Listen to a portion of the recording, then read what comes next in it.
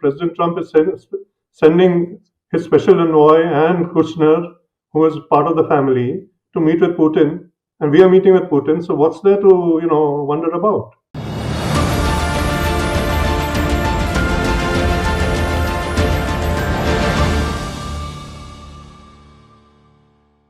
In terms of diplomacy, do you think it was a horrible decision on part of the Europeans to, of course, voice their opinion in the form of op-eds? Because the MEA definitely took note of it and said this is unusual. Well, MEA is being polite, and if they were to, and diplomatic, because they are the Ministry of External Affairs. But as a retired diplomat, I can tell you yes, and I'm not speaking for anyone except myself. This is certainly not merely odd, it's unfortunate.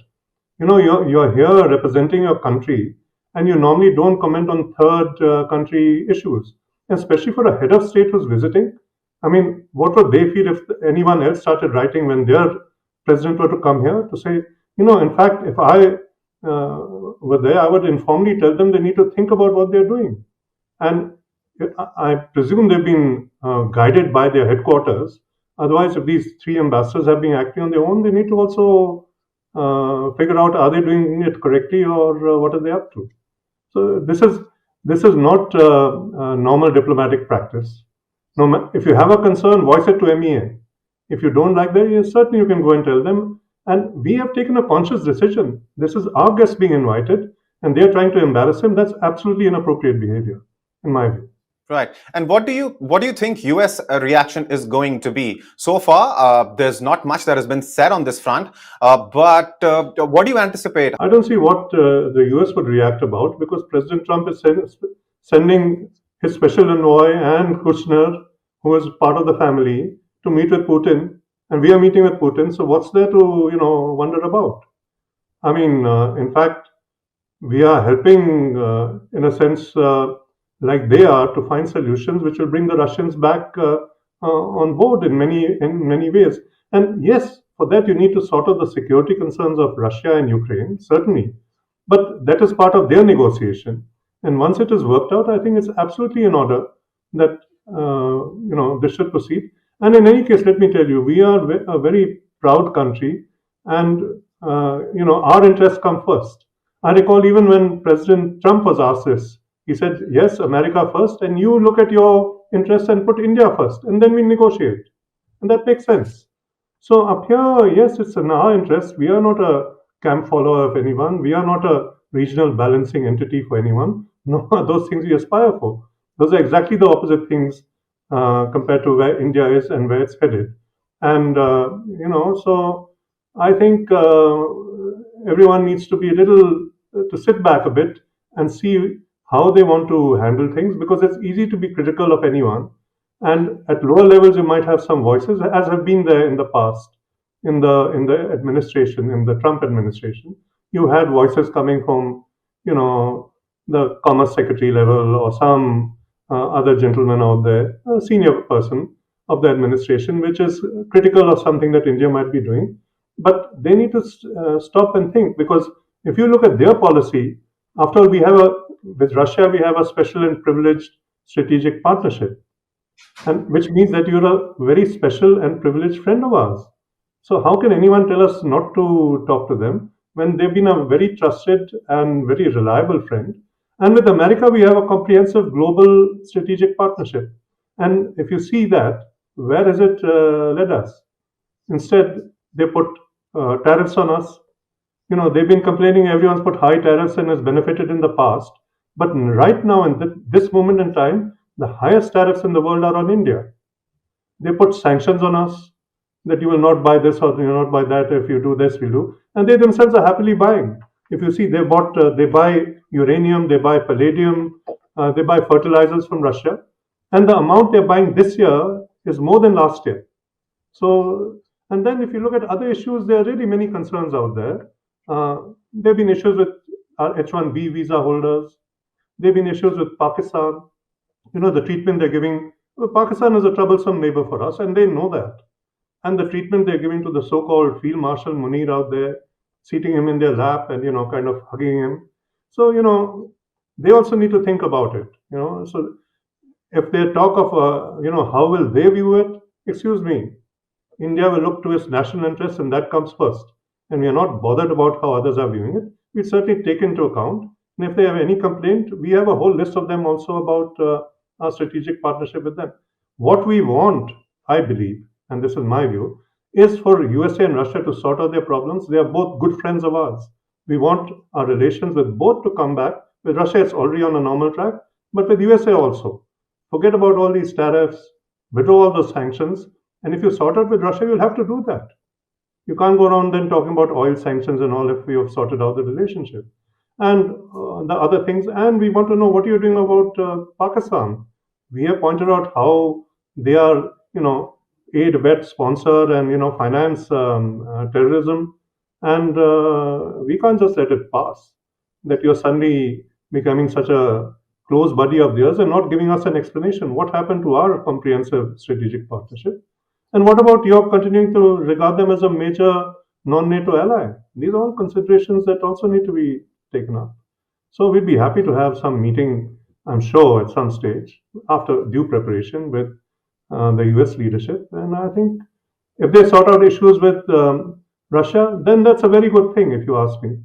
Then India, Russia, and USA are on the same wavelength. And then I think there's a lot we can do together. The Americans have been talking of investments. If you look, the biggest delegation they sent was a businessman to Anchorage. They're discussing up there serious matters as to how to progress joint projects and joint ventures together with the Russians.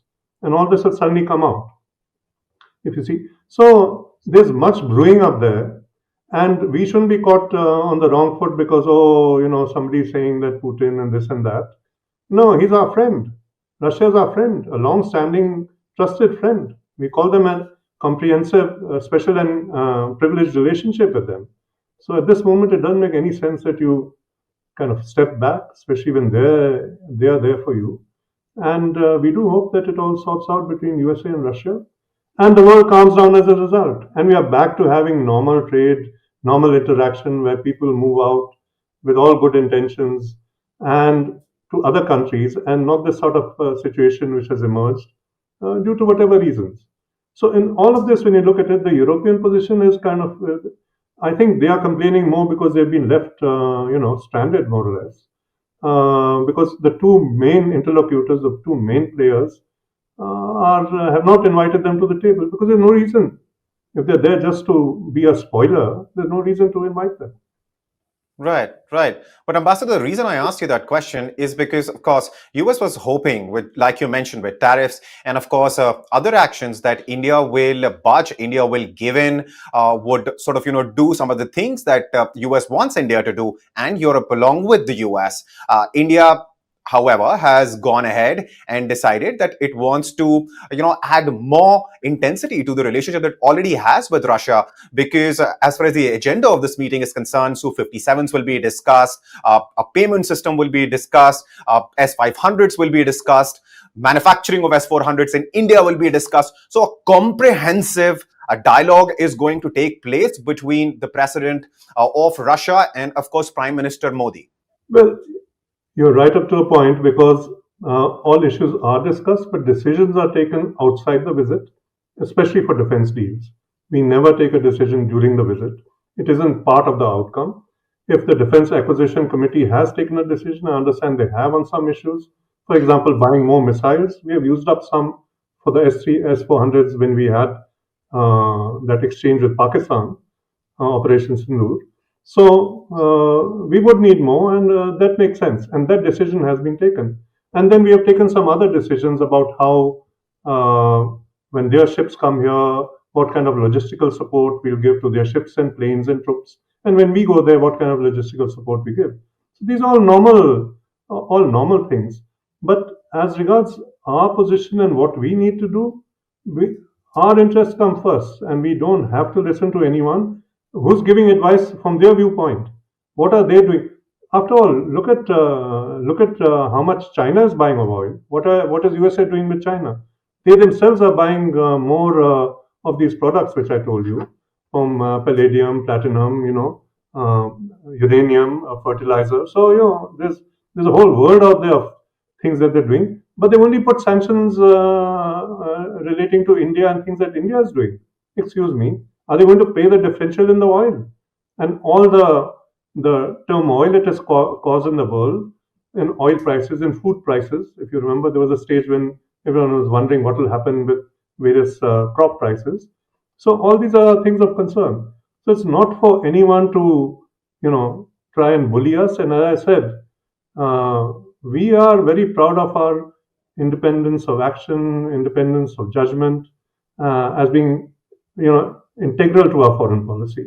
And our foreign policy is not only of strategic alignment, but also of multi-alignment. We are looking at good relations with many countries.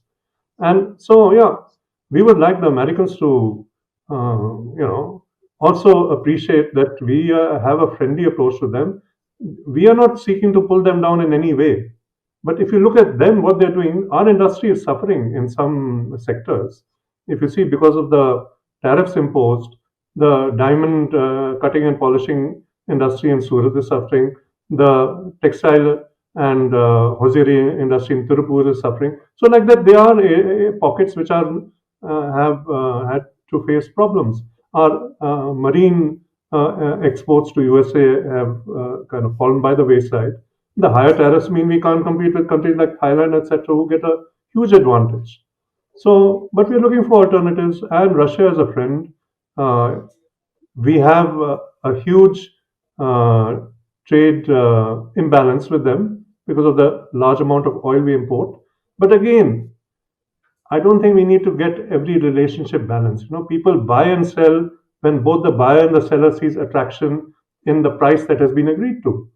And for us, it's not that we want to say, okay, the Russian can say, okay, if I raise the price, then you'll buy less oil and it'll be a balanced relationship. But that's not what we want.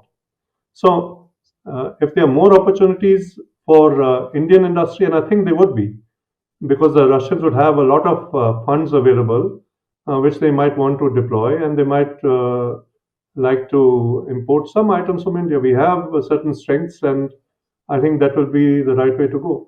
And so, if I know right, correct, President Putin is meeting with industry also, and there will be, I hope, some encouragement given to Indian industry to reach out and see, finding it involved with the Russian market. I think if you see their economic performance, it is not all that bad. And even despite the war, in fact, at some stage it was very good. So there are opportunities out there, and I think both sides should take advantage of that.